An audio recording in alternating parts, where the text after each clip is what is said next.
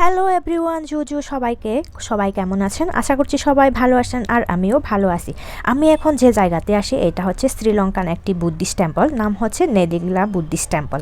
আর এই টেম্পলে একটা স্বর্ণ বুদ্ধ মূর্তি আছে আর এটা দেখার জন্য আমরা আসছি। তো এখানে যাওয়ার জন্য কোনো টিকিট করা লাগে না, কোনো ফি লাগে না। সো আমাদের যদি ভক্তি শ্রদ্ধা অনুসারে আমাদের এখানে যাওয়া লাগে আমরা যেতে পারি, যারা আমরা বুদ্ধিস্ট বা অনেকেই কিন্তু ট্যুরিস্টে মানে ঘুরতে আসে, যারা ট্যুরিস্ট তারা আর কি। আমরাও ট্যুরিস্ট কিন্তু আমরা বৌদ্ধ ধর্ম, এই কারণে আমরা বুদ্ধিস্ট টেম্পলে চলে আসলাম। তো চলে আসার পরে প্রথমে আমরা একটা দেখতে পেলাম সাবেক, একদম বড় ধরনের বিশাল বড় আকারের তৈরি করা হয়েছে। এই সাবেকটা অনেক বড়, কিন্তু এর মাঝখানে একটা বট গাছও আছে। এই যে এই সাইডে দেখতে পাচ্ছেন অনেকগুলো বুদ্ধমূর্তি মানে দাঁড়ানো অবস্থায় আছে, এগুলো দেখতে অনেক সুন্দর ছিল। এখন আমরা যে সময়ে আসছি এই সময়ে একটু মানে আকাশের অবস্থা ভালো নেই, যার কারণে কালো দেখা যাচ্ছে, নইলে রোদ থাকলে আরও বেশি সুন্দর করে দেখা যেত। এই যে দেখতে পাচ্ছেন সিংহ মূর্তি, আর এই সাইড দিয়ে কিন্তু ঢুকতে হবে। আমরা যখন ওই ইয়াটা দেখব তখন অনেক ভালো লাগবে, যার কারণে ওখানে কিন্তু ভিডিও করতে দেয় না। আর আমরা এখানে প্রথমে আসার পরে ফুল দান করলাম, এই ফুলগুলো সাজিয়ে দিলাম, তারপরে আমরা ভিতরে গিয়ে প্রণাম করলাম আর স্বর্ণের তৈরি করা বুদ্ধ মূর্তিটাও দেখলাম। দেখার পরে আমরা বাইরেরটা একটু ঘুরে দেখব। এটা একটা বড় ধরনের স্তূপ, আর স্তূপের চারপাশে কিন্তু হাঁস তৈরি করা, এরকম কালারিং করে একদম স্বর্ণের মতো দেখা যাচ্ছে। এত সুন্দর বিশাল বড় জায়গাটা, এই স্তূপের চারপাশটা কিন্তু বিশাল বড়। এই যে দেখেন, আমি আপনাদেরকে দেখাই, এত সুন্দর হাঁসগুলো সারি সারি করে একটার পর একটা সারিবদ্ধভাবে এভাবে তৈরি করা হয়েছে, বিশাল বড় কিন্তু। আর আমারও অনেক বেশি ভালো লেগেছিল। শুধু একটা জিনিস ভালো লাগেনি, মেঘের অবস্থা এত ভালো না, একদম কালো দেখা যায়।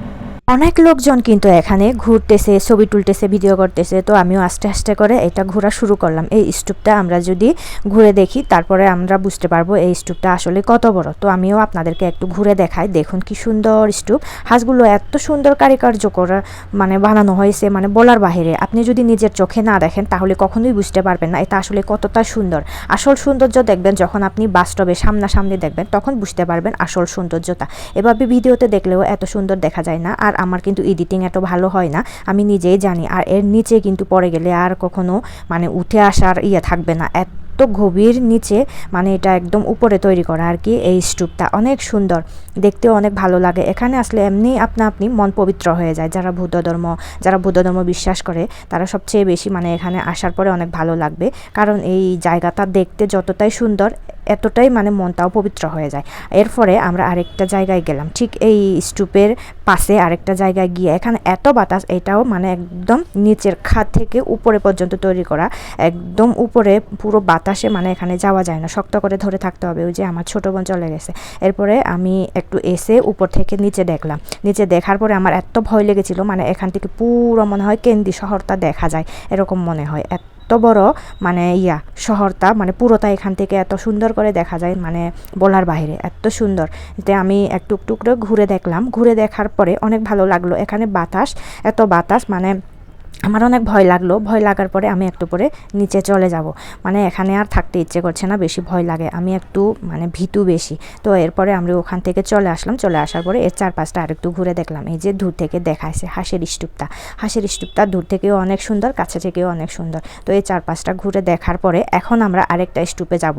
এটা একদম জাদির মতো দেখতে আর কি, স্বর্ণ জাদি যেরকম বলে, এই স্বর্ণ জাদির মতো। কালারিংটা এত সুন্দর হয়েছে, রোদের মধ্যে আরও বেশি ঝলমল করে, মানে চোখ দিয়ে তাকানোই যায় না, এত সুন্দর এটা।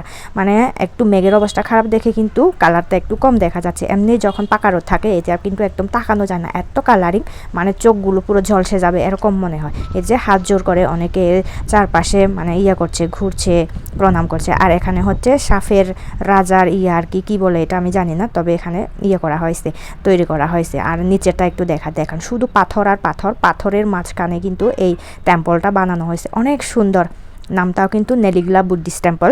এখানে স্বর্ণ বুদ্ধ মূর্তি আছে। আমরা প্রথমে ওইটা দেখেছিলাম, কিন্তু ওটা ভিডিও করার কোনো সুযোগ নেই, এখানে ভিডিও করতে দেয় না, ক্যামেরা এলাও নেই, যার কারণে আমরা ওটা ভিডিও করিনি। কিন্তু বাইরেরটা যেগুলো ভিডিও করার অনুমতি আছে এগুলো আমরা ভিডিও করে আপনাদেরকে দেখানোর চেষ্টা করছি।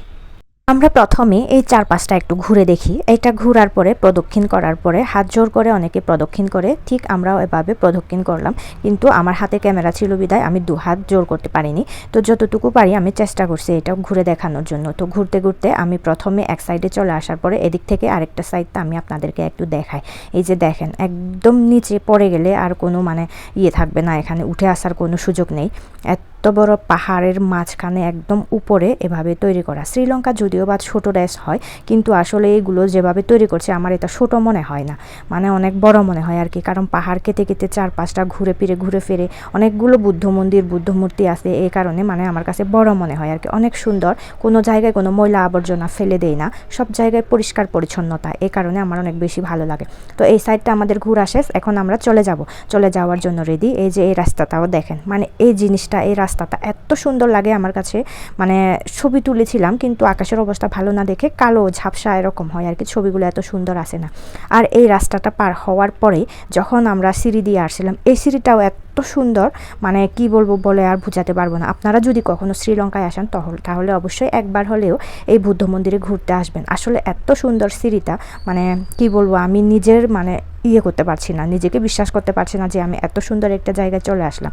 আর দুই সাইডে কিন্তু মূর্তি তৈরি করা হয়েছে, মূর্তি এরকম সুন্দর সুন্দর মূর্তি বানানো হয়েছে। সিঁড়ির মাঝখানে কিন্তু কোনো কিছুই নেই, সব কিছুই সুন্দর। আর দু সাইডে কিন্তু এই সিংহ কি মূর্তি বানানো হয়েছে, অনেক জায়গায় কিন্তু বুদ্ধ মূর্তিও থাকে এরকম আর কি। তো ভিডিওটা যদি ভালো লেগে থাকে অবশ্যই সাবস্ক্রাইব করে দিবেন।